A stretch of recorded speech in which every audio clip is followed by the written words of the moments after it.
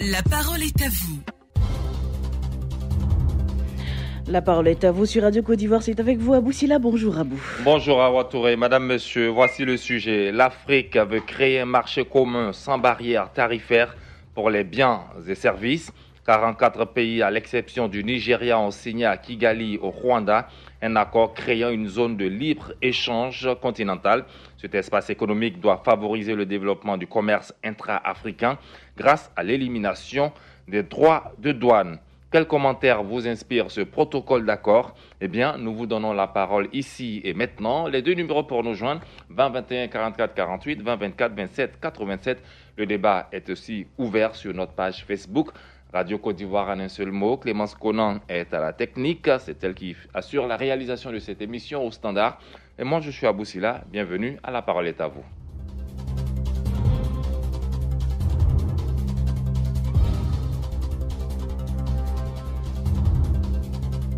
« 20 21 44 48 20 24 87 20 24 27 87 les deux numéros à appeler pour nous joindre.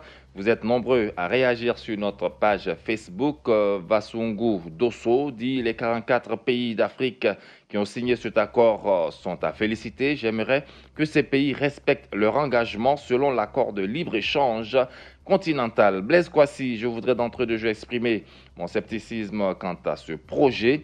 Commerce rime avec droit de douane. Comment peut-on mener des activités commerciales en écartant les droits de douane? Si ce projet voit le jour sans être prophète, je lui prédis un avenir sans lendemain, ou bien l'on supprimera à gauche pour rattraper à droite. Qu'on commence par dynamiser les commerces intérieurs qui pourraient servir de socle au commerce intra-africain. Abdoulaye Fofana nous appelle de Logwalé. Abdoulaye Fofana, bonjour. Oui, bonjour Aboutila. Vous êtes le premier à intervenir ce matin.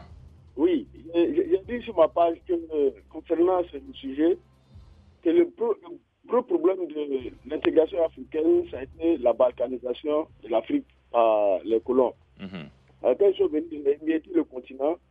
Et aujourd'hui, on se retrouve avec des petits pays qui, dans la plupart des cas, ne peuvent rien faire de leur économie.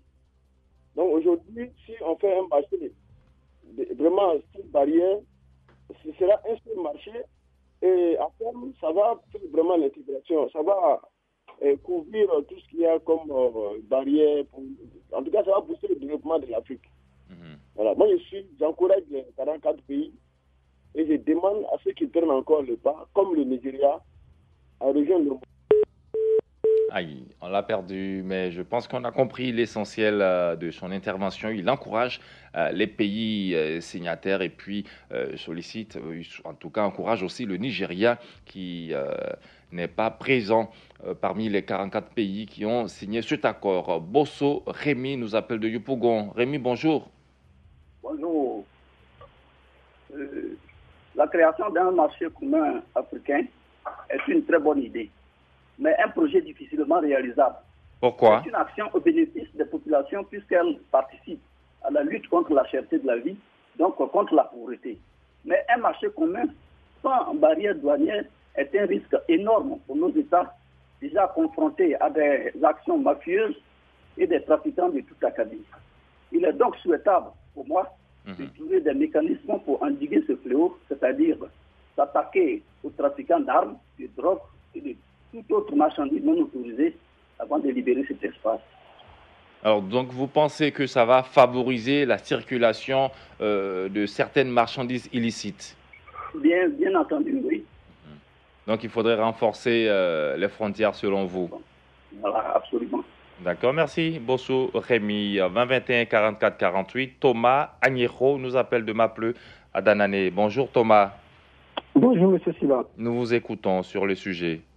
Alors, nous saluons la mise en place de ce marché commun et encourageons les pays signataires à s'y engager en date possible leur engagement qui contribuera à créer sans doute des opportunités d'affaires pour les entreprises africaines, même s'il est regrettable de constater l'absence de pays leaders comme le Nigeria, qui a une politique protectionniste et privilégie les recettes douanières pour financer son économie, qui est impactée par la chute, du pétrole actuellement. Voilà.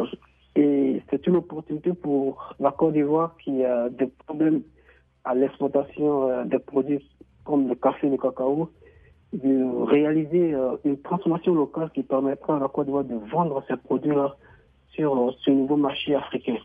Donc, vous voyez déjà que ça pourra permettre, en tout cas aux pays africains, de pouvoir vendre entre eux-mêmes. Exactement. Donc, c'est un nouveau marché qui s'ouvre à chaque pays. À chaque pays, effectivement. Et Merci. une très bonne opportunité pour ce pays-là. Merci, Thomas. 2021 44 48, Kofi Modeste est à couper. Bonjour. Ouais, bonjour, je suis là. Allô, Thomas, oui, on vous écoute. Oui, bon, en tout cas, c'est pour vous dire merci pour le thème du jour, là. Bon, il faut dire que moi, mon inquiétude, hein, on a déjà pensé à créer l'Union africaine. L'Union africaine est là pour jouer tout ce rôle-là. Si aujourd'hui, le mécanisme de l'Union africaine fonctionne là, toutes ces barrières au niveau des personnes et puis des biens et autres, tout ça, là, on va tout supprimer. Mais tout ça, ce sont des initiatives de l'Union africaine, justement. Oui. C'est dans ce cadre-là que ce truc-là a été signé. Oui.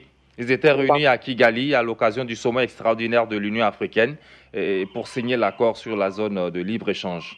Voilà, c'est une bonne chose. Puisque bon, dans le commentaire, bon, ça n'a pas été mentionné, mais bon, c'est une initiative de l'Union africaine, justement, lors de leur sommet extraordinaire. Voilà, donc c'est une bonne chose. Là, au moins, comme l'Union africaine a associé, je pense bien que ça peut prendre compte. C'est juste mon intervention. Il faut rappeler que ce texte, c'est le fruit de 2 ans de consultation qu'il faudrait désormais ratifier pour officialiser son entrée en vigueur. Il y a quelques réticences quand même, mais on attend que ce soit ratifié avant que cela n'entre en vigueur. 20 21 44 48, Aboubacar Sidik nous appelle de Bondoukou. Bonjour Homo. Bonjour monsieur. Oui, on vous écoute. Moi, vraiment, c'est une bonne initiative. Puisque l'échange favoriser le commerce international. Et je crois que aussi cette initiative a aussi des conséquences. Lesquelles, justement? Bon, avantages et inconvénients, par exemple. Bon, oui, avantages et inconvénients. Qu'est-ce que vous voyez comme avantage, mais surtout comme inconvénient? Bon, ce que moi je vois comme avantage, on peut avoir l'augmentation de l'offre sur le marché, la baisse des barrières tarifaires. Ce sont là même justement les objectifs de cet accord-là. Mais voilà. Qu'est-ce que vous voyez comme inconvénient donc? Bon, inconvénient, on peut avoir des choses, comment on dit même, la lutte contre les entreprises qui sont sur le territoire national. Le déclin des marchés, ou bien vous ne voyez pas ça? On vous écoute, c'est votre avis, on vous écoute. Moi c'est que moi je préconise comme des solutions encore. S'il peut adopter le système protectionniste un peu. Qu'appelez-vous système protectionniste? Oui. D'accord, ok, merci. Vous avez du mal à défendre vos arguments. 20 21 44 48. On va prendre Abel Krakwasi qui nous appelle de Boisflé. Abel, bonjour. Oui, bonjour, monsieur Abou. On vous écoute. Oui, bon, moi je pense que c'est une belle initiative pour les 44 pays qui ont décidé de créer ce marché commun. Cela permettra le développement de l'Afrique parce que c'est l'Union qui va permettre ce développement-là. Et je souhaite aussi que le Nigeria, qui est une puissance économique et démographique, puisse rejoindre ces 44 pays-là. Pourquoi forcément le Nigeria? Bon, parce que le Nigeria constitue un marché vu la puissance démographique. C'est un poids lourd. Oui. Donc si le Nigeria rejoint ces pays-là, je pense que les bases même de ce marché-là seront posées. Et dans le futur, on peut espérer une monnaie unique même. Oui, la monnaie unique est déjà sur la table des dirigeants. Ils sont en train de réfléchir à cela. Voilà. D'accord. Merci beaucoup, Abel Krakwasi. On va prendre maintenant Achille Meli Tagbo qui nous appelle d'Abobo. Achille, bonjour.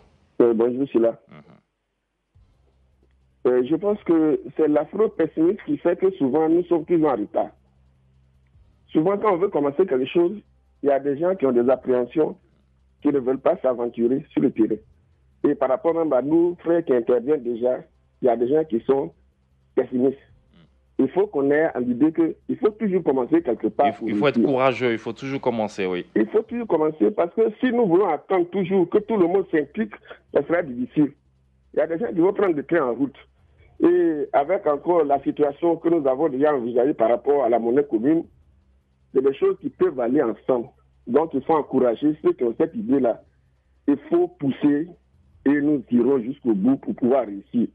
N'attendons pas toujours que tout le monde soit sur le point de départ. Il faut commencer toujours quelque chose. Il faut commencer. Et le plus dur aussi commence maintenant, il faut le dire, Achille. C'est vrai, ils ont signé l'accord, mais il reste la ratification du projet.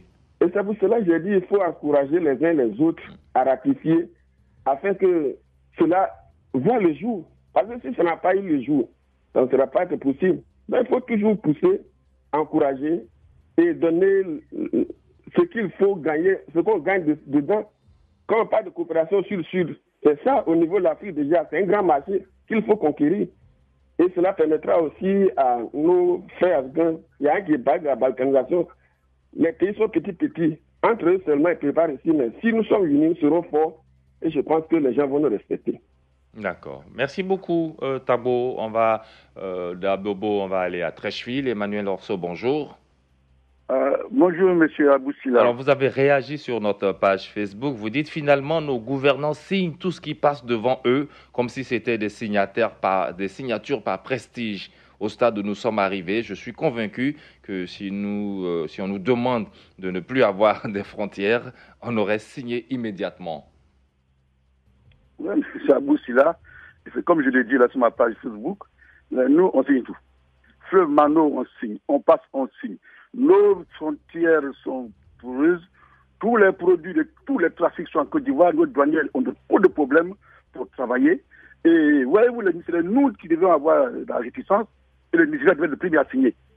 Du Nigeria parle de tous les trafics, les produits pharmaceutiques, les Chinois, tout en Côte d'Ivoire. Donc, il faut faire très attention. L'Union européenne a commencé par 6 pays au niveau de l'acier et du lait. Donc, s'il faut commencer, 44 pays un coup comme ça pour les douaniers, ça veut dire que c'est un coup de pied dans l'eau, ça va pas, c'est des signatures de prestige.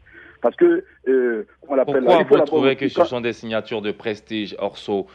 Parce qu'il faut dire aussi que les concitoyens, les ressortissants de ces pays-là souvent se plaignent parce que les marchés sont bloqués. Mais quand ils pourront maintenant écouler leurs produits ailleurs, c'est une aubaine pour eux. Oui, mais moi je pense à nos paysans, à nos produits d'exportation. Quand vous signez comme ça les gens de barrières, il faut subventionner ici les produits que nous faisons pour pouvoir être compétitifs. Parce que les produits qui viennent d'extérieur partout, que nous voyons sur le marché, à Roxy, partout, ce sont des produits de trafic. Donc il faut subventionner, sinon nous ne serons pas compétitifs au niveau de le produit intérieur brut de nos paysans. Il faut faire très attention. Je pense que nos dirigeants ont des compétences pour réfléchir. Je pense qu'ils ont beaucoup réfléchi. Mais nous, si nous devons intervenir, nous devons leur dire vraiment attention, nous en souffrons, et tout en pensant un peu à notre égoïsme. Il faut qu'on fasse attention de ne pas signer aussi tout ce qu'il faut signer parce que nous allons être en péril par rapport au marché commercial. Donc, c'est ce qui m'inquiète un peu. C'est pour ça que je dis on signe tout. D'accord. Merci beaucoup, Orso Emmanuel, qui nous appelait de Trècheville. Et c'est avec vous qu'on va terminer. Il faut faire très attention, vous dites. D'autres réactions sur notre page Facebook. Sort Mamadou, l'initiative est de taille. La libre circulation des biens, des produits de première nécessité sans aucune taxe douanière est une aubaine pour les pays signataires. Certes, l'initiative n'est pas accompagnée par l'un des leaders du continent à l'image du Nigeria, mais dans l'ensemble, les pays signataires auront de nombreux privilèges. Roger et Nyanzou, c'est bien beau toutes ces intentions économiques, mais commençons d'abord par concrétiser les organisations sous-régionales telles la CEDEAO et qui peinent à rentrer dans l'effectivité avant de parler même des choses au niveau de 44 pays. Et puis, Akiseka Oban, c'est ambitieux, mais je crains pour son effectivité quand les droits de douane représentent de véritables mannes pour ces économies. Il faut plutôt opter pour une baisse tarifaire. La parole est à vous. Aujourd'hui, c'est terminé. Lundi, mardi, mercredi, vous serez en compagnie de Adama Bakayoko. Moi, je vous retrouve jeudi et vendredi prochain.